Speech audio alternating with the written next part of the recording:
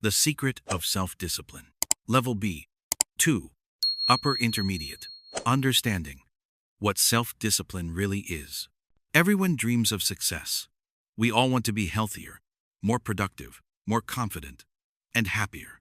But between our goals and our reality stands one powerful skill: self-discipline. It's not about punishing yourself or living a joyless life. It's about building the strength to do what needs to be done, even when you don't feel like it. Many people think motivation is what makes us move forward. Motivation feels exciting. It's that burst of energy that comes when you start something new.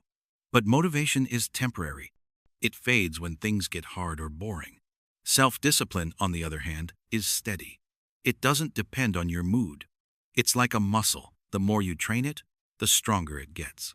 The myth of motivation. Imagine a student named Anna who decides to start studying English every morning. On the first day, she feels full of energy. She watches YouTube videos, writes down new words, and feels great about her progress. But after a week, she gets tired. She oversleeps. She opens her textbook and feels bored. Maybe I'll skip just one day, she thinks. That one day becomes 3. What happened? She didn't lose motivation, she just didn't have self-discipline yet. Motivation helps you start. Discipline helps you continue. Successful people don't always feel motivated, they act even when they don't. They follow their plans because they've built habits and systems that make it easier to stay consistent. The power of routine. Self-discipline lives in your routine. If you rely on willpower alone, you'll often fail. But if you create a structure, a daily pattern, your brain stops fighting you. For example, if you go to the gym every day at 7 p.m., after a few weeks, your brain will expect it. You won't need to force yourself. James Clear, the author of Atomic Habits, wrote that you do not rise to the level of your goals, you fall to the level of your systems. In other words, self-discipline isn't about being perfect. It's about designing your life in a way that makes the right choice, the easy choice. Small steps matter. People often imagine discipline as something huge, like waking up at 5 a.m. every day, running marathons, or giving up sugar forever. But it starts with small actions. If you want to write a book, start by writing for just 10 minutes each morning. If you want to save money, begin by setting aside $1 a day. Each small victory teaches your brain that you are in control. These tiny steps build confidence. When you keep your word to yourself, even in small things, your self-respect grows. That's the heart of discipline. The battle between feelings and goals. Our brains are wired to seek comfort. We love short-term pleasure. Another episode, another cookie, another scroll through social media. But every time we choose comfort over purpose, we train ourselves to give up easily. Discipline is the opposite of impulse. It means acting based on your long-term vision, not your momentary mood. It means learning to tell yourself, I don't feel like doing it, but I'll do it anyway. That one phrase can change your life. Athletes, artists, and entrepreneurs all share this mindset. They don't wait to feel ready. They just start again and again until it becomes part of who they are. The emotional side of discipline. Discipline is not cold or mechanical. It's deeply emotional. To build it, you need to understand why you're doing something. Are you studying to prove something to yourself? Are you exercising to feel strong and alive? Are you saving money to create a safer future? Your why is your inner fuel. When you connect your actions to a personal meaning, discipline stops feeling like punishment. It becomes self-respect. Building discipline step by step. Step 1. Start with clarity. You can't be disciplined about everything. You must choose what really matters. When people try to improve everything at once, they quickly burn out. True discipline starts with focus. Ask yourself, what one thing would change my life the most if I did it every day? What habit would make me proud a year from now? Once you find your answer, make it your priority. Maybe it's exercising, learning English, saving money, or building a business. Whatever it is, write it down. Seeing your goal on paper makes it real. Then, break it down into tiny actions. Don't say, I'll learn English for 3 hours every day. Say, I'll listen to English for 15 minutes every morning. That's how discipline begins, with something too small to fail. Step 2. Remove temptations. Willpower is like a battery. It runs out if you use it too much. The easiest way to stay disciplined is to make bad choices hard to reach. If you want to eat healthier, don't keep junk food in the house. If you want to study, turn off notifications or leave your phone in another room. If you want to save money, delete shopping apps. We often blame ourselves for being lazy or weak, but the truth is, our environment shapes our behavior more than we think. Make good habits visible and bad ones invisible. As one psychologist said, you don't rise to your goals, you fall to your surroundings. Step 3. Practice the 2-minute rule. This rule, popularized by productivity experts, says, if something takes less than 2 minutes, do it immediately. This simple idea kills procrastination before it grows. Instead of thinking, I'll do it later, you just start. You reply to that email. You wash the cup. You open your textbook. And here's the trick: once you start, you often keep going. Opening the textbook leads to 15 minutes of studying. Putting on your gym shoes leads to a full workout. Action builds momentum, and momentum builds discipline. Step 4. Reward progress, not perfection. Many people fail because they think self-discipline means being perfect. They try hard for a few weeks, make one mistake, and quit feeling guilty and weak. But discipline isn't about never failing. It's about not quitting when you fail. Treat discipline like a long relationship with yourself, full of ups and downs. If you break your diet one day, eat healthy the next. If you skip the gym, go tomorrow. If you miss your English practice, double it the day after. The most successful people don't have perfect records. They just keep returning to their path again and again. Step 5. Learn the power of micro-commitments. When you promise too much, your brain resists. But when you promise just a little, it relaxes and agrees. For example, instead of saying, I'll read for an hour, say, I'll read 1 page. Once you start, you'll usually read more. But even if you don't, you've kept your word, and that's what strengthens discipline. Micro-commitments train your brain to trust you. And when your brain believes you'll do what you say, your confidence grows automatically. Step 6. The role of rest and recovery. It may sound strange, but rest is part of discipline.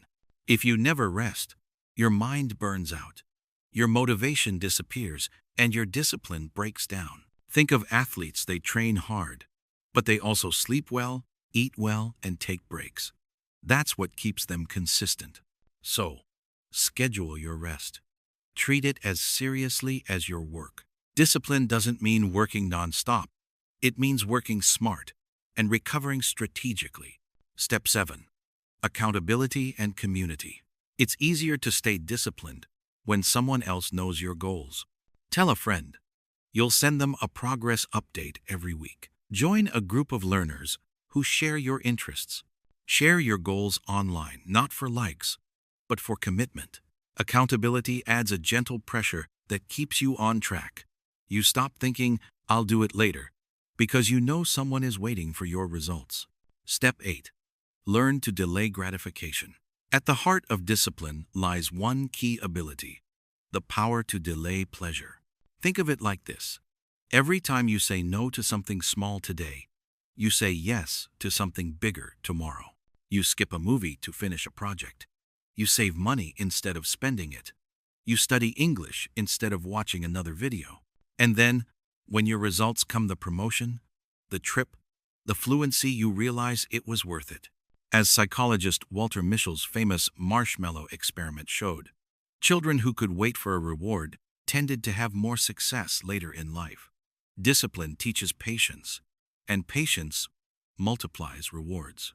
Discipline as freedom.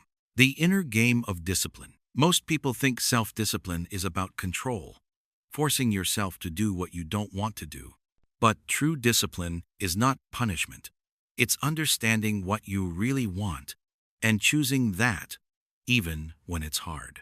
Imagine you have two voices in your head. One wants comfort and pleasure now. The other wants meaning, growth, and pride later. Discipline is not about silencing the first voice. It's about listening to the second one more often. When you decide to study instead of scrolling, to run instead of rest, to speak honestly instead of pleasing everyone, you're training your deeper self. You're saying, I respect my future more than my momentary comfort. That's real strength. The connection between identity and discipline. Every action you take is a vote for the person you want to become. If you write every day, you're not just practicing writing, you're becoming a writer. If you wake up early to train, you're not just exercising, you're becoming an athlete. If you show up to your lessons consistently, you're becoming a disciplined learner. The secret is identity. People who succeed don't just rely on motivation, they see themselves differently. Instead of saying, I'm trying to be healthy, they say, I'm a healthy person. Instead of saying, I'm trying to learn English, they say, I'm someone who learns every day. The mind follows the identity you give it. When you act like the person you want to become, even in small ways, discipline becomes natural, not forced. The role of emotion in discipline. Many think discipline means killing emotions. But emotions are not enemies, they are energy. The key is to direct them. When you feel frustration, use it as fuel to keep going. When you feel bored, remember why you started. When you feel doubt, remind yourself that fear is a sign you're growing. Emotions don't destroy discipline, they shape it. Every great athlete, artist, or entrepreneur uses emotion to push forward. They feel the same fear and laziness as everyone else. They've just learned to walk through it instead of waiting for it to disappear. Pain, pleasure, and long-term thinking. At its core, discipline is about how you relate to pain and pleasure. Most people avoid pain at all costs, even small discomfort. But discipline teaches you that pain is not the enemy. Pain is feedback. It shows where growth begins. When you lift weights, your muscles hurt, but that's how they grow. When you practice English and make mistakes, it's uncomfortable, but that's how you improve. When you save money instead of spending it, you lose short-term pleasure, but gain long-term peace. True discipline isn't about denying pleasure. It's about choosing the right kind of pleasure, the kind that lasts. Self-respect, the hidden reward. Every time you keep a promise to yourself, you build self-respect. You look in the mirror and think, I can trust myself. And that feeling, quiet, private, unshakable, is one of the most powerful rewards in life. It's what separates confidence from arrogance. Confidence says, I've done hard things before, and I can do them again. Arrogance says, I don't need to try. Discipline builds the first and destroys the second. The more you practice it, the less you depend on motivation or approval from others. You become your own source of pride, your own leader. When discipline becomes a way of life, at some point, self-discipline stops feeling like effort. It becomes identity, almost automatic. You stop asking, should I do it? And simply do it. You brush your teeth. You read. You train. You plan. You rest. Your habits become invisible architecture, quietly shaping everything you do. This is the real secret. Discipline is not about control. It's about freedom. Freedom from addiction. Freedom from guilt. Freedom from chaos. Freedom from living at the mercy of your moods. You don't wake up every morning fighting yourself anymore. You wake up with clarity. And that's when life begins to feel lighter, even though you're working harder. Because you're not fighting your nature, you've mastered it. The final lesson. The truth about self-discipline is simple but profound. You will never feel ready. You will never find the time. You will never have perfect conditions.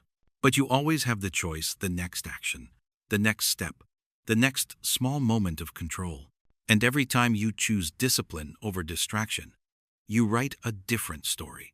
One where you are not a victim of life, but its author. So if you ever wonder where to begin, start small. Start now. You don't need more motivation, you need a single act of courage. One disciplined moment can change everything. In summary, self-discipline is not about punishment, it's about self-respect, consistency, and freedom. When you build it day by day, you don't just change your habits, you change who you are.